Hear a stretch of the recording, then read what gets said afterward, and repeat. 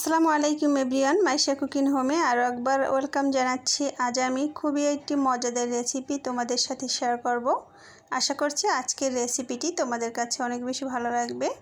আর যদি ভালো লেগে থাকে তাহলে আমার ভিডিওতে লাইক দিয়ে চ্যানেলটি সাবস্ক্রাইব করে রেখো। তো বন্ধুরা, কথা না বাড়িয়ে মূল রেসিপিটি শুরু করা যাক। রেসিপির জন্য আমি এখানে প্রথমে নিয়ে নিচ্ছি সিদ্ধ আলু। তোমাদের ইচ্ছে মতো আলুটা নিয়ে নেবে কমিয়ে বাড়িয়ে। আর তার ভিতরে আমি দিয়ে দিয়েছি টেস্ট অনুযায়ী লবণ। এখন আমি সব আলুগুলোকে হাত দিয়ে ম্যাশ করে নেব। আর আজকের নাস্তাটি কিন্তু খুবই হেলদি একটি নাস্তা, আলু দিয়ে তৈরি করা হয়েছে। তো আলুটা আমি ম্যাশ করে নিয়ে দিয়ে দিচ্ছি কিছুটা বাটার। তোমরা চাইলে বাটারের পরিবর্তে রান্নার সাদা তেলও দিতে পারো। আলুর সাথে বাটার খুব ভালোভাবে মিক্স করে নিতে হবে। আমি একটু ভালোভাবে মিক্স করে নিচ্ছি। আর আমি একটি চামচ দিয়ে প্রথমে মিক্স করে নিব, এরপরে হাত দিয়ে খুব ভালোভাবে মেখে নিব।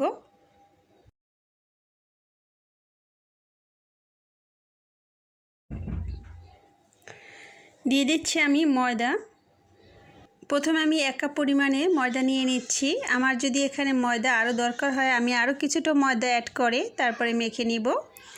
দুটো আলুর জন্য আমি 2 কাপ পরিমাণে ময়দা নিয়ে মেখে নিয়েছি। এতেই কিন্তু ডোটা একদম পারফেক্টভাবে হয়েছে। এর কম ময়দা নিলে ডোটা একদম নরম হয়ে যাবে। আর আমি কিন্তু এখানে কোনো রকমের পানি অ্যাড করিনি, শুধুমাত্র আলু দিয়েই ময়দাটা মেখে দিয়েছি। এটি ঢাকনা দিয়ে রেস্টে রেখে দিচ্ছি আর বাকি কাজগুলো আমি করে নিব। আমি 200 গ্রামের মতো চিকেন নিয়েছি। এখন এটি ছুরি দিয়ে ছোট টুকরো করে কেটে নিব। যতটা সম্ভব ছোট করে কেটে নেওয়ার চেষ্টা করব।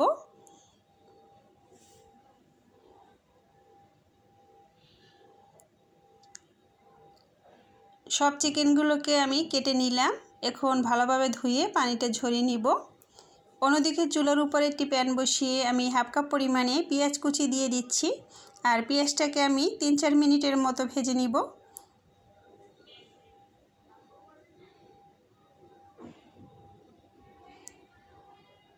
অ্যাড করে দিচ্ছি 1 চা চামচ পরিমাণে রসুন বাটা, আর সাথে আমি দিয়ে দিচ্ছি 1 চা চামচ পরিমাণে আদা বাটা।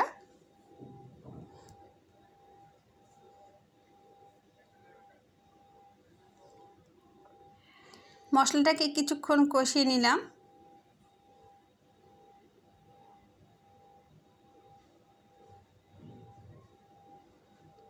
কিছু পানি অ্যাড করে দিচ্ছি। এর ভিতরে আমি এখন দিয়ে দিব 1/2 চা চামচ পরিমাণে মরিচের গুঁড়া, আর তার সাথে আমি 1/2 চা চামচ পরিমাণে হলুদের গুঁড়ো অ্যাড করে দিচ্ছি। সাথে আমি দিয়ে দিচ্ছি কিছু জিরার গুঁড়া, ধনিয়ার গুঁড়া,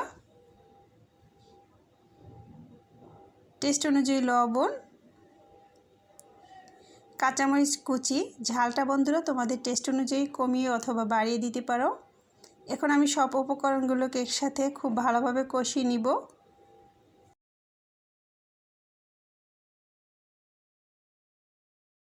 দেখো মশলাটা আমি খুব ভালোভাবে কষিয়ে নিয়েছি। আমি যে চিকেনটা কেটে রেখেছিলাম সেটা দিয়ে দিচ্ছি। এখন মশলার সাথে আমি খুব ভালোভাবে কষিয়ে নিব।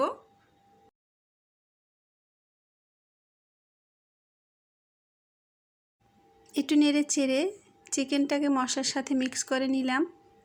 এরপর এটি ঢাকনা দিয়ে আমি চুলার আঁচটা মিডিয়ামে রেখে তারপরে চিকেনটাকে রান্না করে নিব। আর দেখো চিকেনটা একটু জাল করে নেওয়ার পরে কিছুটা পানি বের হবে। এটা দিয়েই কিন্তু চিকেনটা খুব সুন্দরভাবে সিদ্ধ হয়ে যাবে। এক্সট্রা আর কোনো আমি এখানে পানি দিব না। এই চিকেনের পানিটা দিয়েই আমি চিকেনটা রান্না করে নিব। তো একটু নেড়ে চেড়ে আমি আবারও ঢাকনা দিয়ে তারপরে জাল করে নিব। দেখো এখানে আমার চিকেনটা একদমই রান্না হয়ে গেছে। আর যে এক্সট্রা পানিটা রয়েছে আমি এটা শুকিয়ে তারপরে চুলা থেকে নামিয়ে নিব। আর চিকেনটা খুব সুন্দরভাবে সিদ্ধ হয়ে গেছে। রেস্টে রেখে দেওয়া ময়দাটা আমি আবার একটু মেখে নিব। আর দেখো রেস্টে রেখে দেওয়াতে কিন্তু খুব সুন্দরভাবে সফট হয়েছে। আমি আরও অল্প একটু মেখে নিয়ে তারপরে লেচি তৈরি করে নিব।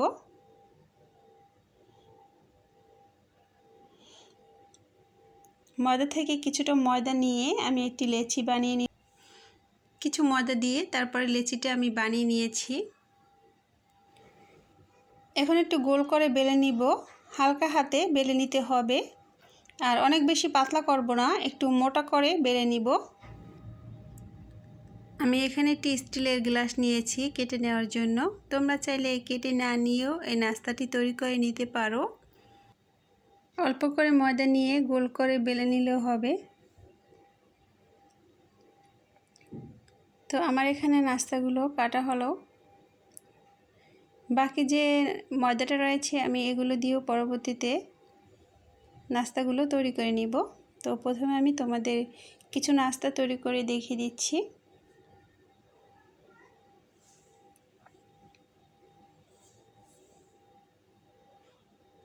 আমি যে চিকেনটা রান্না করে রেখেছি সেখান থেকে কিছুটা চিকেন দিয়ে আমি এখন নাস্তাগুলো তৈরি করে নিব। আর এই নাস্তাটা তৈরি করা খুবই সহজ, আর নাস্তা কিন্তু খেতে অনেক বেশি ভালো লাগে। তোমরা যখন ট্রাই করবে তখনই বুঝতে পারবে। তো দেখো আমি কিভাবে নাস্তাটা তৈরি করে নিচ্ছি।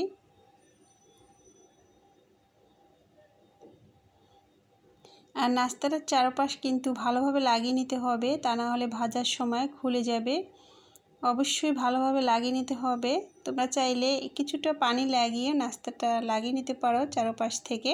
তো দেখো আমি তোমাদের একটি নাস্তা তৈরি করে দেখিয়ে দিই। এখন আমি নাস্তাগুলো ভেজে নিব। দেখো আমি কিভাবে নাস্তাগুলো ভেজে নিচ্ছি। তো এক পাশ হয়ে গেলে আমি অপর পাশ উল্টিয়ে ভেজে নিলাম। রেসিপিটি সম্পূর্ণ দেখার জন্য অনেক অনেক ধন্যবাদ। আল্লাহ হাফিজ।